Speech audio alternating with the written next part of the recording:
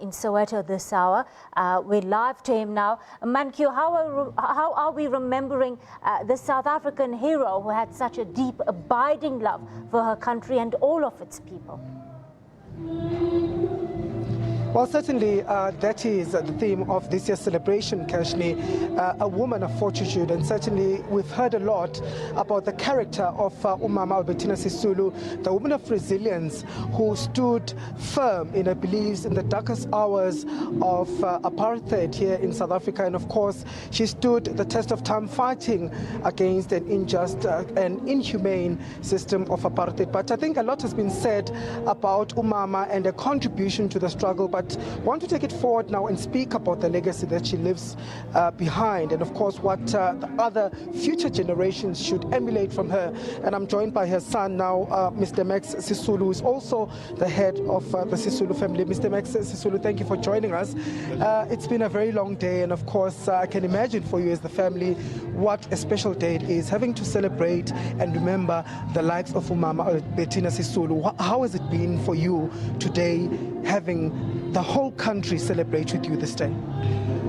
Well, for us as a family, we are, of course, very happy that the celebration has gone so well.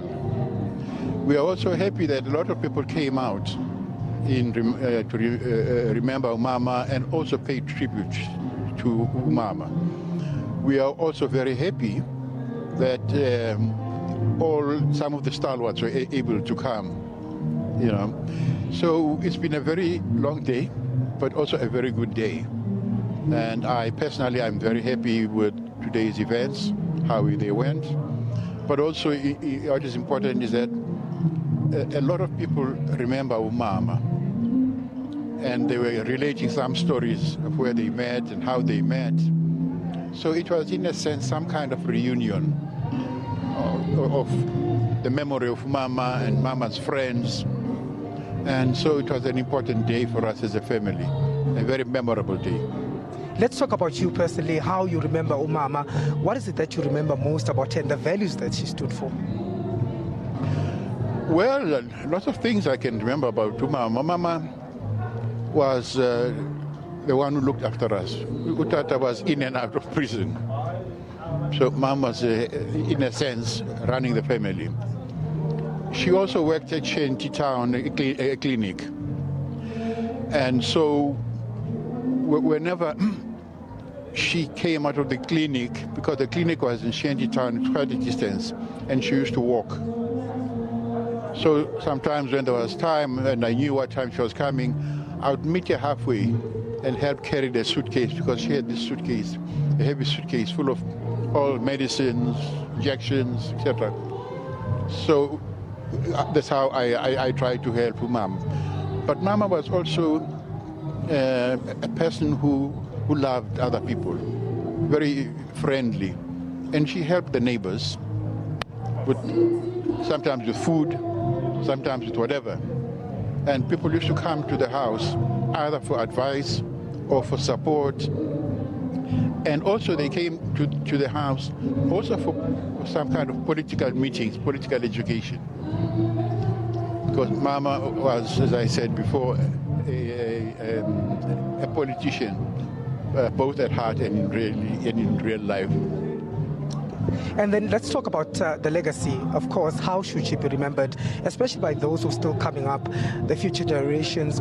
What is it that they should emulate from the person that she was and the values she stood for? Well, there are a number of things and lessons that one can talk about. One thing, Mama was very keen on education and made sure that all the children, all of us, went to school. She was also a disciplinarian. When she asked you to do something, we had to do it. I had to go on my knees to polish the stoop. And with the long stoop, I had to polish it, and but she taught us that hard work is good, and she made sure that we did our share of the household work. We learned how to cook, we learned how to clean the house, we learned how to wash our clothes, We learned gardening. She loved gardening. She was a keen gardener. So there are many things that we learned, and those things remain with us. We all love gardening, and we are all independent. We can wash our clothes. We learned a lot from her.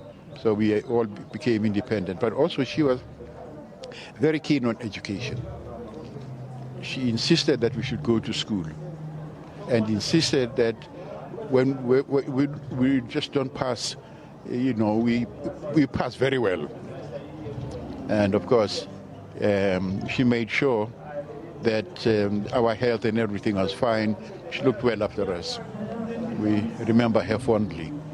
Thank you very much, Babu Sisulu, speaking to us there. Let me quickly bring in the Minister of Communication, Nomvula Mokonyane, who's been emceeing all of the events that have been happening here. But of course, she's one of those ministers who is very active, but she was also known as one of Mama Albertina Sisulu's girls back in the days, I understand. Your fond memories of her?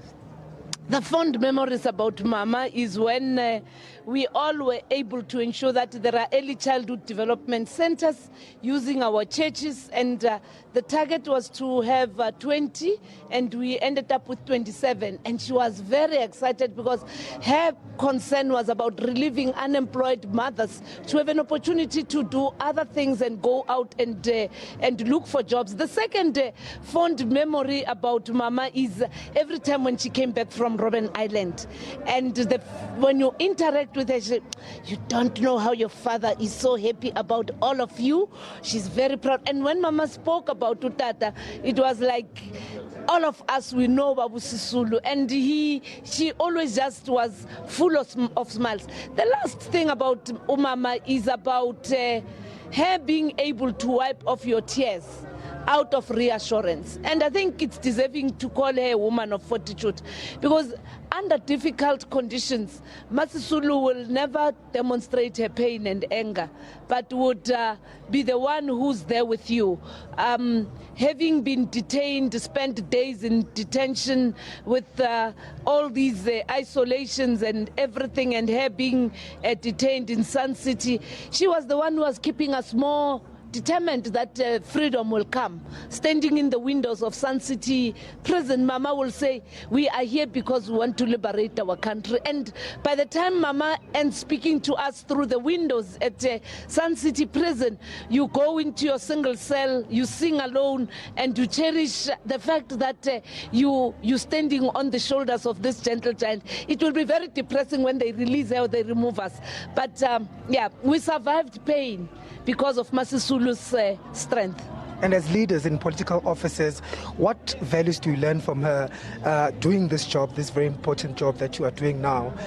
What values do you take as political leaders from the likes of Mama Albertina Sisulu?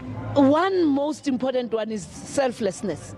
Selflessness and believing in a team, and the multiplier effect of your style of leadership.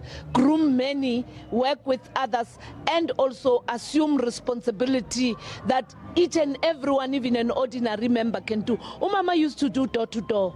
Umama, even before the unbanning of the NC, Umama was doing house visits, carrying her brown suitcase, visiting newly born babies. On the other side, calling for a rent boycott, the Mandela Million Signature campaign. Umama was doing it door to door, literally. She didn't wait for us to come in. And remember that time, it was too risky to go into people's houses. And I think it's that kind of leadership, as we renew ourselves, that we must all go back to those basics, and in her honor, do those kind of selflessness. Make your home a home for all. Make your ability an ability that adds value to everybody. That's why from 5 o'clock in the morning, we just doing it for Masisulu. Ask me to do it again, I'll do it. Okay, thank you. Let's hold it there because of time. Thank you very much, Minister of Communication, Nomvula Mokonyane. And of course, this function here now concluding the events of the Albertina Sisulu centenary here in Soweto. And of course, the baton being thrown to the next generation to also emulate the likes of Mama Albertina Sisulu, and certainly many other more activities planned in the coming months in order to commemorate her life. Well, that was our reporter Manqoba there in the midst of Mama Sisulu's centenary celebrations in Soweto.